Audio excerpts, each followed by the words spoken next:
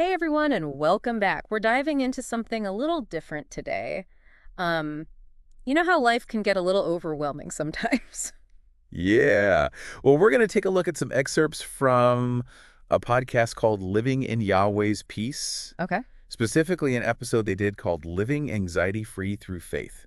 Sounds interesting. It is. And they start off this really powerful verse from 1 Peter 5.7. Okay. It is, cast all your anxiety on him because he cares for you. Hmm. That's a good one. I like that. Right. Yeah. What I find interesting is that word cast. Yeah, what about it?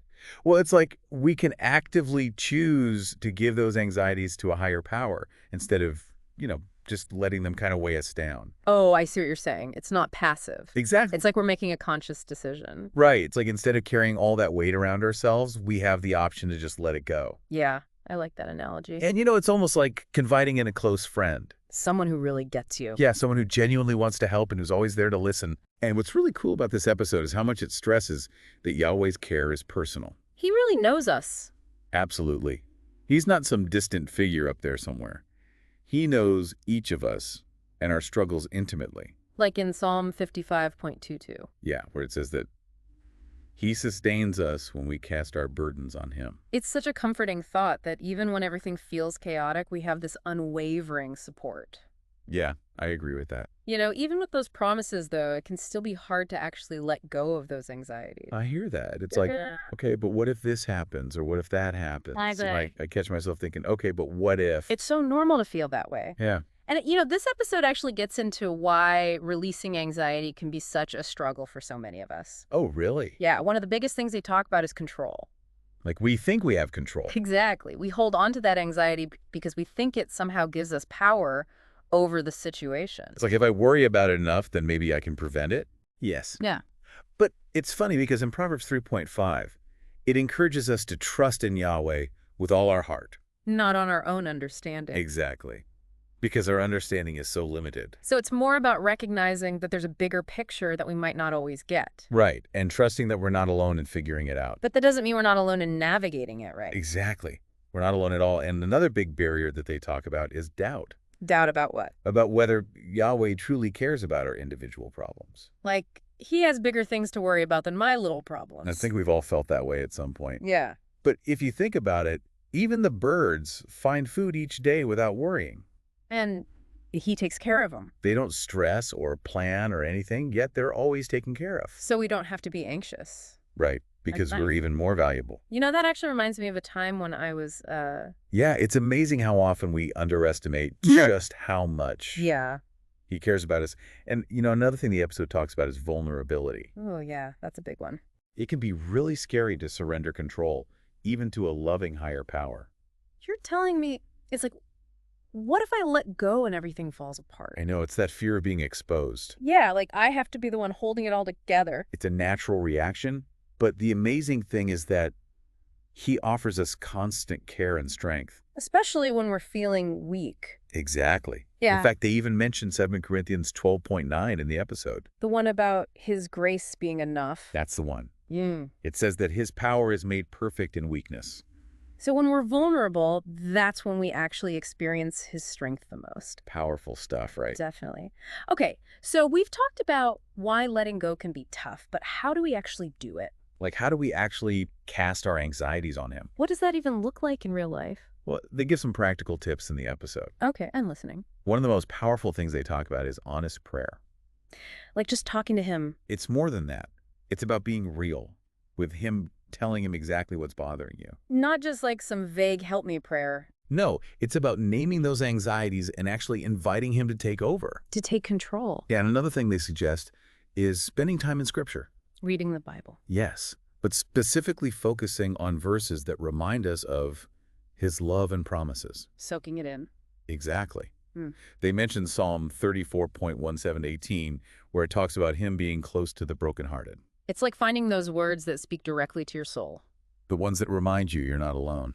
But it's not just about passively reading those words right. You got it. The episode makes a big point about pairing faith with action. Okay, what does that mean? So let's say you're anxious about money. Right. Don't get me started. Well, making a budget is a practical step you can take. Oh, like, yeah, makes sense. But it's also about coupling that action with trust that he will provide. So I'm doing my part, but also trusting him to guide me. Exactly. It's that balance between human effort and divine support. I like that. And what about community?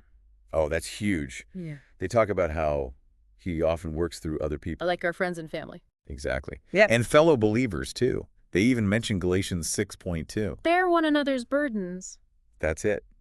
Sharing our struggles with people we trust can make all the difference, Yeah, sometimes just talking it out can really help. for sure. It's a reminder that we're not alone in this. What else did they say? One that really stood out to me was gratitude. Oh, yeah, focusing on the good stuff.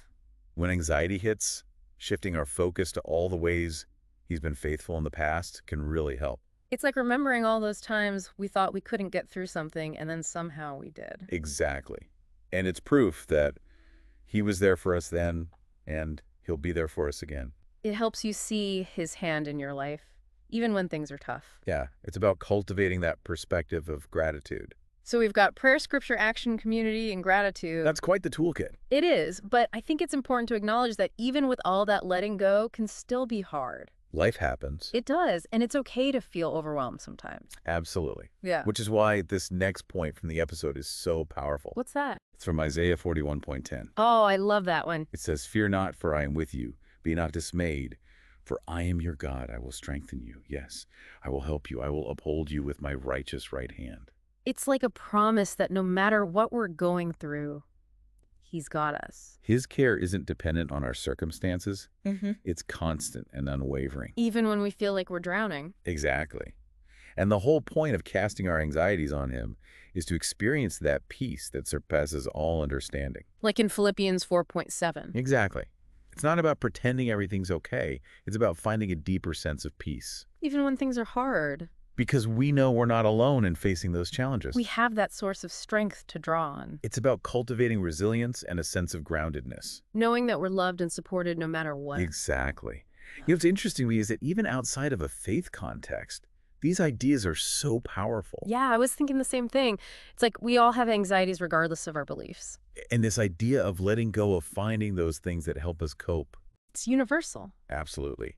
The human experience is full of challenges, and we all need ways to find peace in the midst of it all. Makes you wonder what some of those anchors are for other people. Yeah, like what helps them find that peace? What works for them? It's a great question. You know, for some, it might be spending time in nature. Oh, yeah. Being outdoors can be so grounding. For others, it could be meditation, or maybe something creative like painting or writing. It's about finding what nourishes your soul. Exactly.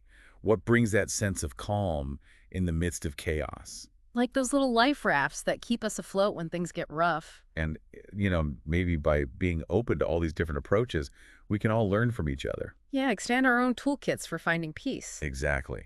There's so much wisdom out there in different practices and perspectives. So it's not just about finding our own path, but also being open to learning from others. And ultimately empowering ourselves to face life's challenges with grace and resilience. Man, this deep dive has been so insightful. We started out talking about a faith-based approach to anxiety. But we've really touched on something much broader, Yeah, this universal need for peace. and all the different ways we can seek it out. Whether it's through faith or mindfulness or community or whatever works for you. It's all about finding those anchors. The things that help us weather those storms. So as we wrap up here, we want to leave you with this question. What are your anchors?